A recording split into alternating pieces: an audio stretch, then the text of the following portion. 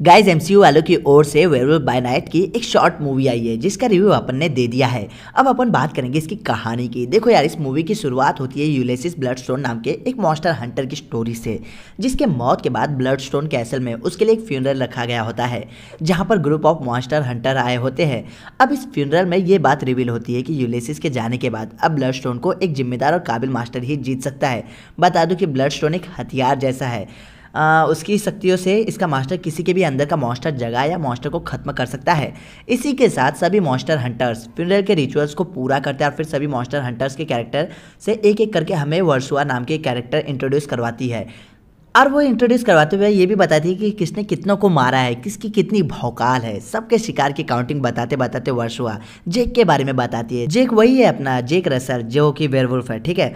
उसने इतने लोगों को मारा है ना कि उसे याद भी नहीं होता। अब इसी फ्यूनरल में आई होती है यूलिसिस की बेटी और वर्सुआ की स्टेप डॉटर एल्सा, जिसे कि ब्लडस्टोन चाहिए होता है और अपने जेक रसल भाई साहब को वो चाहिए भी नहीं होता। ब्लडस्टोन की बात कर रहा हूँ, ठीक है। वो सिर्फ इस कैसल में अपने दोस्त टेड यानी कि मैन थिंग को इन ग्रुप ऑफ मॉन्स्टर हंटर से बचाने आया होता है। अब इसी में कुछ अनफॉर्चुनेट इवेंट्स की वजह से जेक और एल्सा की बॉन्डिंग बन जाती है, जिसमें जेक एल्सा को ब्लडस्टोन देने का वादा करता है और बदले में एल्सा उसके दोस्त को यहाँ से भगाने में मदद करेगी, यानी कि मैन थिंग को आज़ाद कराने में। अब वे लोग मैन थिंग को भगाने में कामयाब भी हो जाते हैं, पर जेक जैसे ही ब्लडस्टोन को एल्सा को देने के लिए उठाने की कोशिश करता है तब ब्लडस्टोन जेक को अपने से दूर फेंक देता है, जिसे देखकर सभी मॉन्स्टर हंटर्स और एल्सा शॉक्ड हो जाते हैं। फिर वर्सुआ एल्सा और जेक को बताती है कि ये सब जेक को पकड़ने के लिए ही प्लान किया गया है और ब्लडस्टोन को कोई भी मॉन्स्टर हाथ नहीं लगा सकता। इसका मतलब ये है कि जेक जो है ना अपना, वो एक मॉन्स्टर होता है, इसी वजह से जेक उसे छूते ही दूर जा गिरता है।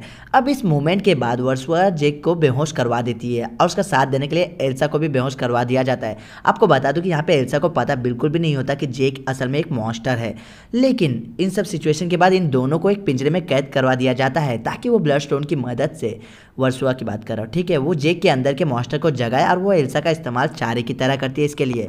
पर अपने जेक भाई साहब भी पिंजरे में जब होश में आते हैं और उन्हें जैसे ही पता चलता है कि ब्लडस्टोन की मदद से उसे फुल मून नाइट से पहले ही कुछ ही सेकंडों में वेयरवुल्फ में ट्रांसफॉर्म किया जा सकता है, तो वो तुरंत ही एल्सा को सूंघ कर उसके महक को अपने अंदर पहचान के तौर पर बसा लेता है ताकि वो मॉन्स्टर में कन्वर्ट होने के बाद उसे नुकसान नहीं पहुंचाए एल्सा को, क्योंकि पहले भी ये ट्रिक काम कर चुकी होती है एक बार। और फिर Versova group of monster hunters के साथ वहां पहुंचती है और वो ब्लडस्टोन का इस्तेमाल करके जेक के अंदर के मॉन्स्टर को जगाने में कामयाब भी हो जाती है। अब वेयरवुल्फ बनने के बाद जेक जो होता है ना, वो एल्सा को छोड़कर कैसल में मौजूद सभी मॉन्स्टर हंटर्स को बुरी तरीके से मार देता है, जिसे देखकर सच में बहुत ज्यादा मजा आता है, क्योंकि इस तरह का कुछ भी सीन अब तक एमसीयू के पूरे यूनिवर्स में देखने को नहीं मिला। जब जेक वेयरवुल्फ में कन्वर्ट होकर सबको मार रहा होता है ना, तब एल्सा भी पिंजरे से बाहर आकर एक एक मॉन्स्टर हंटर से फाइट करती है और उन्हें बहुत बुरी तरीके से मारती है, जिसके बाद वर्सुआ ब्लडस्टोन की मदद से जेक पर हावी होने लगती है कि तभी एल्सा जेक की मदद करते हुए वर्सुआ पर अटैक करती है। इसके बाद वो जेक की तरफ जाती है कि तभी जेक एल्सा पर अटैक कर देता है, पर वो जैसे ही उसके करीब आता है उसकी महक से उसे पहचान लेता है और वहां से चला जाता है। इसके बाद वर्सुआ होश में आती है और वो पीछे से एल्सा पर भड़क रही होती है और जैसे ही एल्सा पर वो अटैक करने जाती है कि तभी अचानक से वहां पर मैन थिंग आ जाता है और वो वर्सुआ को मार कर वहां से वेयरवुल्फ की तलाश में निकल जाता है और वेयरवुल्फ किस दिशा में गया होता है इस बारे में जानकारी उसे एल्सा देती है। फिर पूरे ब्लडस्टोन कैसल की प्रिंसेस अपनी एल्सा बन जाती है एंड देन पूरी क्लासिक हॉरर मूवी कलरफुल हो जाती है। फिर दिखाया जाता है एंडिंग की बात कर रहा हूँ, जहाँ पर मैन थिंग और जेक बैठकर एल्सा के बारे में गप्पे मार रहे होते हैं। मैन थिंग जेक को छेड़ता रहता है कि उसे एल्सा से प्यार हो गया है और जेक भाई अपने ये बात एक्सेप्ट नहीं करते, लेकिन उन्हें भी पता है कि नहीं, कहीं ना कहीं प्यार की शुरुआत हो चुकी है।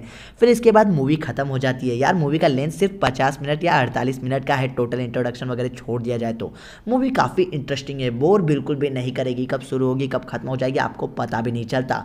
आप इसे देखने के बाद आपके मन में सिर्फ इसकी स्टोरी ना चलती रहेगी और आप सोचोगे कि नहीं यार, काश मूवी थोड़ी और बड़ी होती, काश इस पर सीरीज बनाई जाए, काश इसका अगला पार्ट भी लाया जाए मार्वल वालों की ओर से। लेकिन गाइस अब ये सब कब होगा मुझे भी नहीं पता। लेकिन हाँ, ये वीडियो आपको कैसी लगी कमेंट करके ज़रूर बताना और चैनल पर नए हो और ऐसे और भी ढेर सारे इंटरेस्टिंग वीडियोस चाहिए आपको तो प्लीज़ यार चैनल को सब्सक्राइब जरूर कर लेना, वीडियो को एक लाइक तो बनता ही है।